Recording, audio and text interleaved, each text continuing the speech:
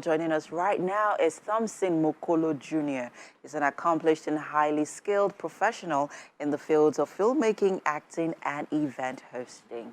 Yeah, great to have you. You're welcome. Thank you very much. So let's. There's quite a lot that you do. Which one stands out the most for you?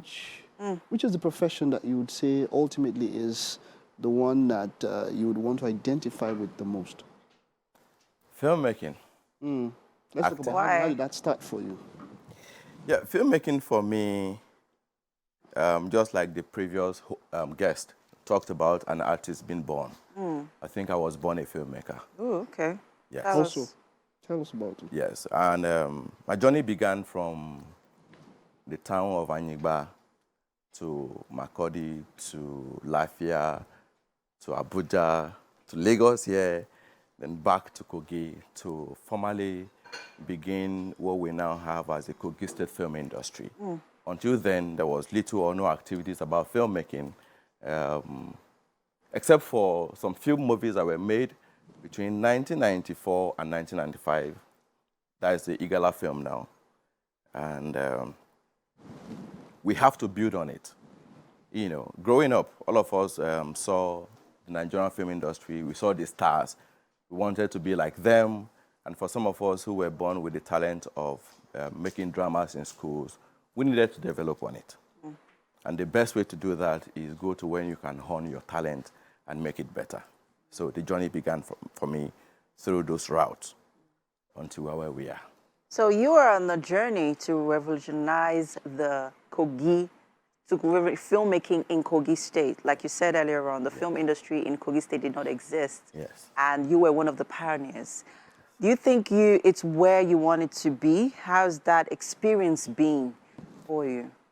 Okay, if for where we wanted to be, no, we're not there yet. But of course, being on Wake Up Nigeria this morning, coming from Kogi State, is a sign that we're definitely headed for where we wanted to be. Today, we're now being watched and being talked about nationally and globally, which is something that never happened before.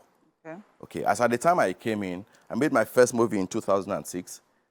The idea was to export what we have from Kogi State to Nigeria and other parts of the world, not necessarily leaving Kogi State to come to Lagos, build a career, and leave, and just get reference to, okay, the guy comes from Kogi State. And all of that. And we began that project. We had the first film, we had the second film. By the second film, I decided to start making language movies because the Igala people, yes, the 9th largest ethnic group in the Federal Republic of Nigeria, looks like one of the languages that will soon go into extinction.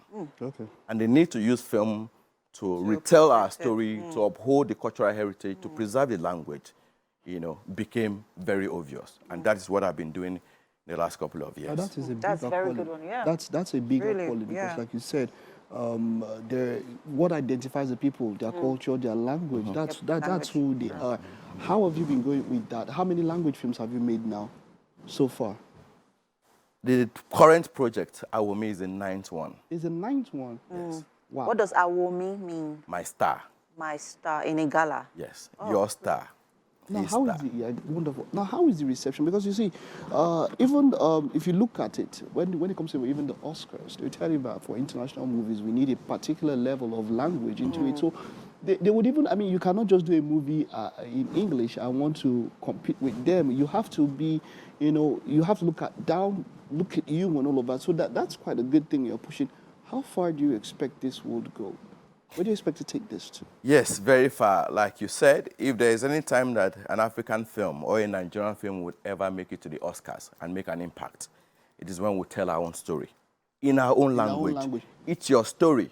Okay, now one thing where we've had a challenge is subtitling. Yes. As much as we're telling your story in a language, not everybody understands it. But then we have an issue with translating because you want people to grab the story. And then, so you hear things like, oh, if you understood the language, this is not how it is with a lot of Nigerian movies. Yes. So how have you been able to tackle that particular challenge when it comes to translating? Do you think that your subtitles are as par, or they can give an English-speaking person or somebody who doesn't understand Igala, you know, an understanding of the message you're trying to pass across? Yeah, sure. That has been a major challenge, but for some of us who are bent on telling the story and telling it right, even to the non-Igala speaking audience, the communication has to be right. There shouldn't be any gap for a guesswork. Okay, could I be saying this? Could I be saying that? And we have continued to improve by every project that I have done. And I will make the current movie tells it all for us. You know, coming from the north central part of Nigeria, a place where there are little or no activities of filmmaking, or our films are not exported or talked about nationally. So today we are here and we're discussing filmmaking, and we're talking about our language, and we're talking about what we have done. Okay, to answer your question again, you talked about how far the movie has gone. Of course, we forced it to the cinema. Okay, we had an opening premiere at Silverbird Cinemas in Abuja. We had a repeat in Lagos sometime last month.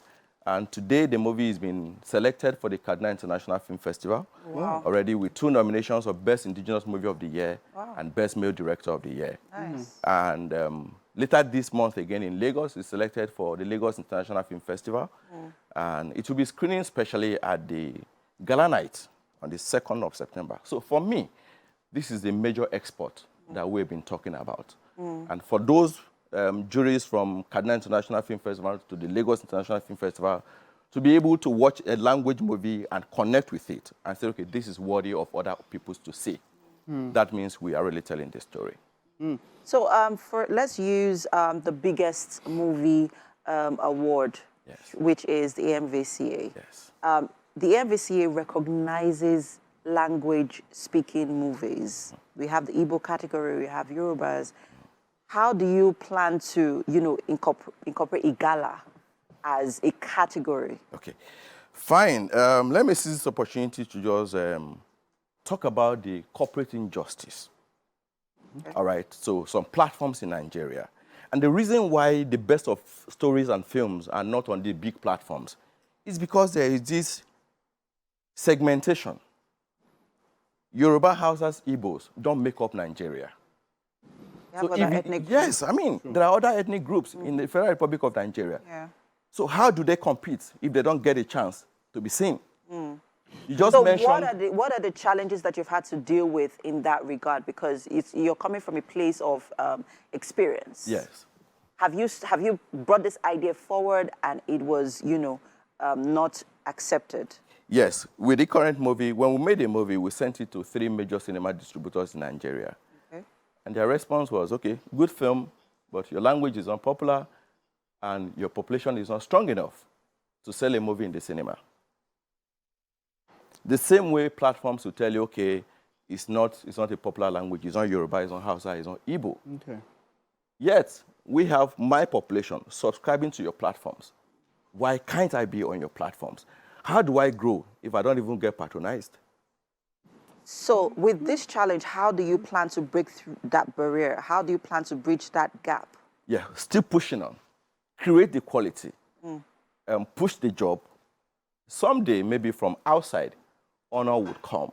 Or just maybe when they find a reason to expand their market space a little to accommodate, say, 1st to 10 ethnic languages in Nigeria. I'm not saying you should take my movie because it's an Igala movie, right? But why not check it out? If it meets your quality, it will meet what you take on your platform. Do business with me. I'm with you on this one. Yes. I would say that, yes, we should, because, I mean, we should all be given an opportunity. Exactly. As equal opportunities spread across. I like that. And I love what you said. You keep on pushing, and we are calling help. Let me know to this, these platforms that, look, we also, that the opportunity should be given to also minorities, as it were. Yes. So that their work. But like you said, keep on pushing. That's about the most important. That's the best that you can do.